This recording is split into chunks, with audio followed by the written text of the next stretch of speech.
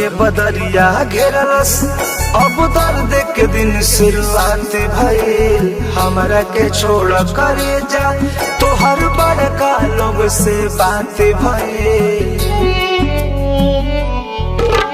गम के बदरिया घेरलस, अब दर्द के दिन शुरुआत भइल। हमरा के छोड़ करे जा तोहर बड़का लोग से बात भइल। तोहरा मजबूरी बा,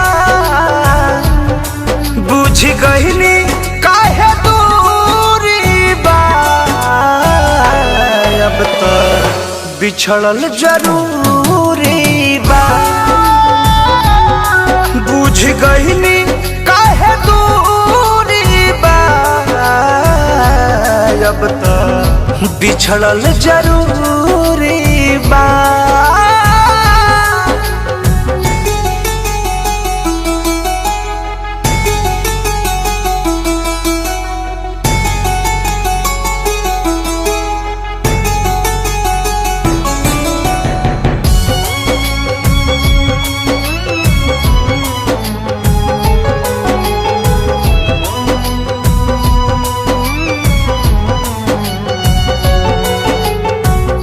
खुशी से जीवन के कैलू तू तो शुरुआत हो, झूठ हम बनल बानी बीचवा में काटी हो।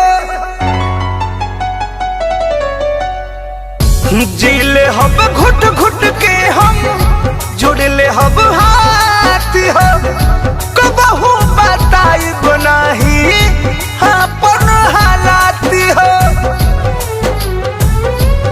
लगल दिल पर छुरी बा, बुझ गइनी काहे दूरी बा। अब तो बिछड़ल जरूरी बा, बुझ गइनी काहे दूरी बा।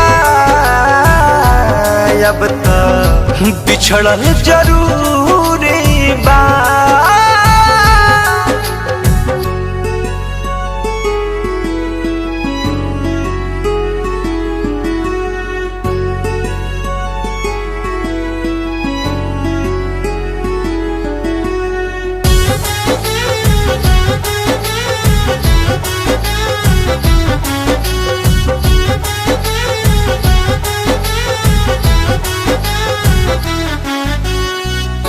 गम के सहारे राहुल जीवन बिताई, अब नहीं केहू से दिलवा लगाई।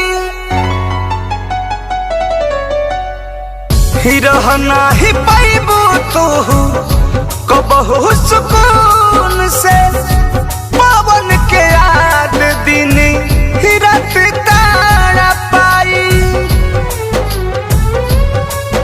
और मोधिक झुकल मूड़ी बा,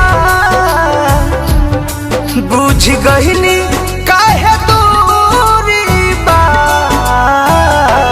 अब तो बिछड़ल जरूरी बा, बुझ गइनी काहे दूरी बा। अब तो बिछड़ल जरूरी